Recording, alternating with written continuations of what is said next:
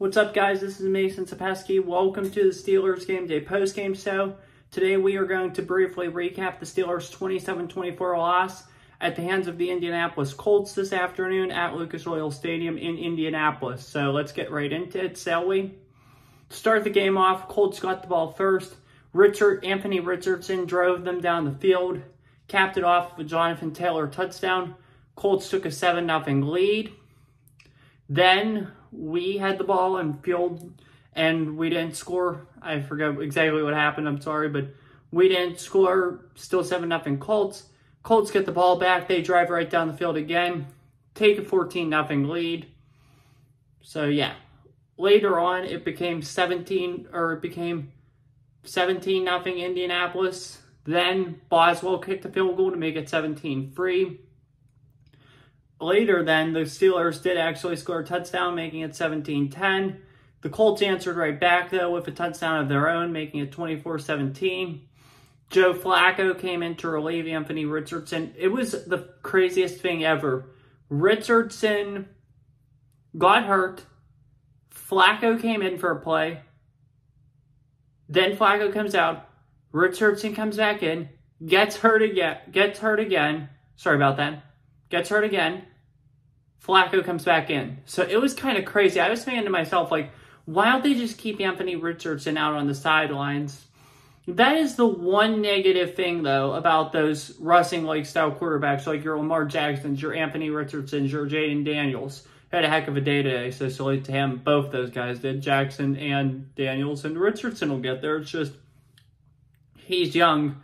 They are somewhat injury-prone, though. I mean, Daniels, obviously, his career is super young, so we don't know yet, and hopefully he does stay healthy and has a prosperous career, because I really like how he plays.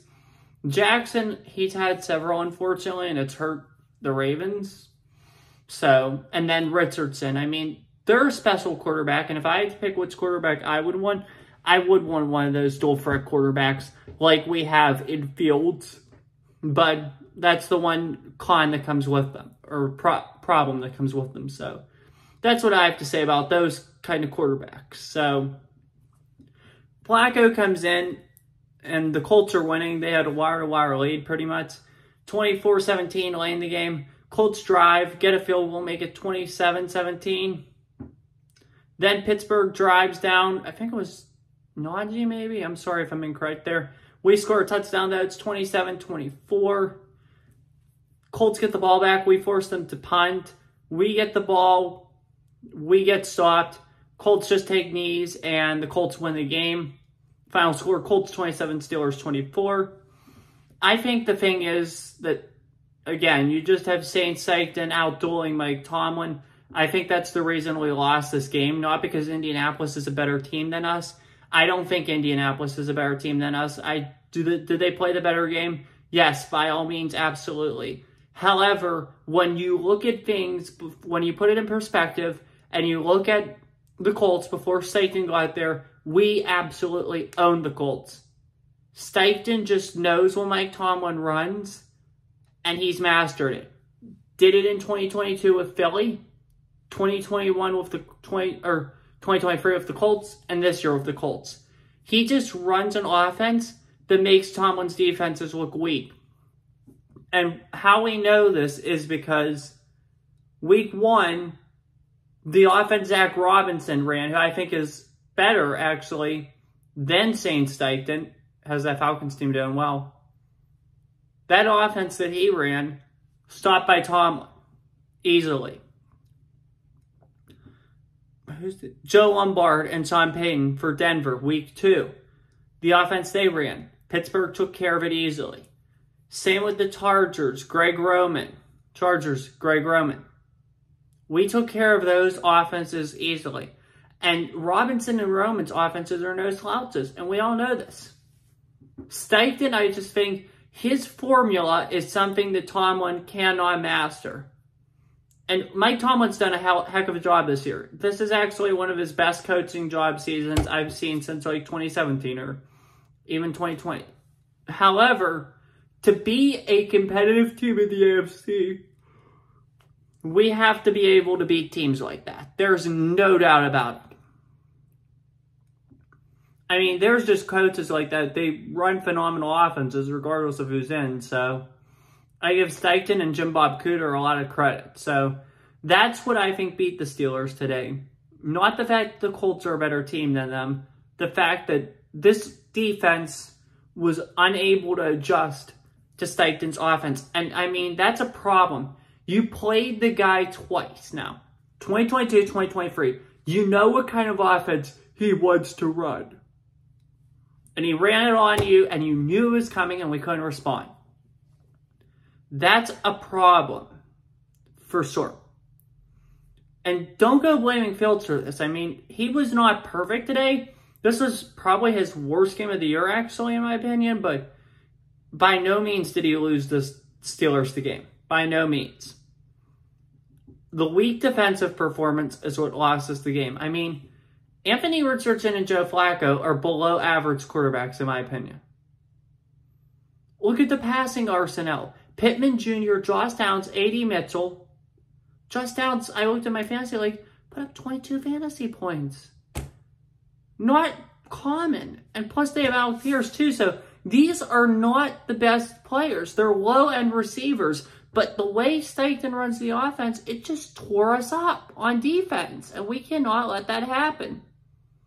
Talent-wise, we own the Colts. Offense and defense. There's no doubt about it. We just can't beat them because of the scheme they run.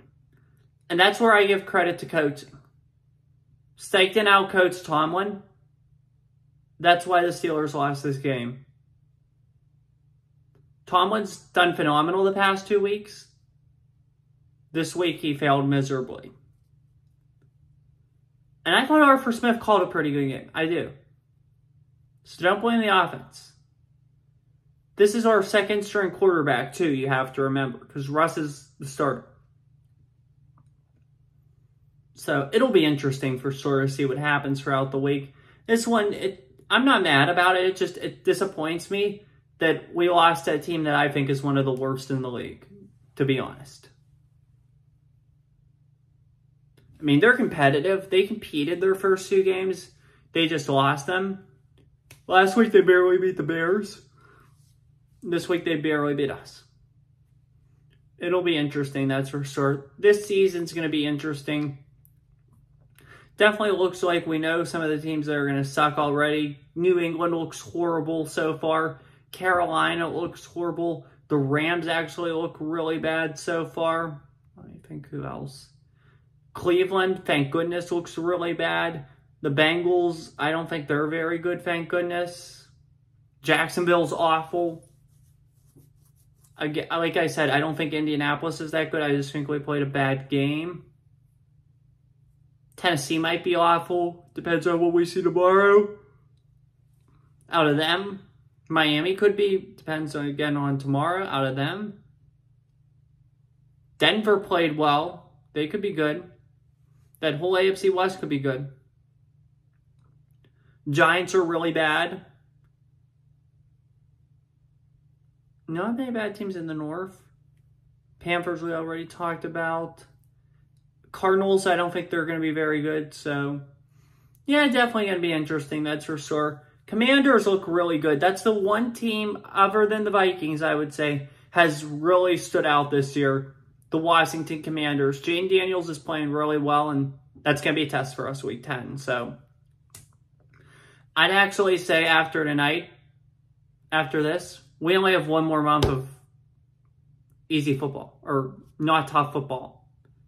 Because once that bye rolls, November 1st rolls around, and that bye comes, everything after it is going to be a grind. That's when you play Washington. That's when you play all your divisional games, plus Philly, plus Kansas City. Although Philly could be an easier opponent now than expected. The Browns are probably going to be an easier opponent now than expected. The Bengals are probably going to be an easier opponent now than expected. So, prepare for a grind, but as of now, it's not looking like it. So, if we could get...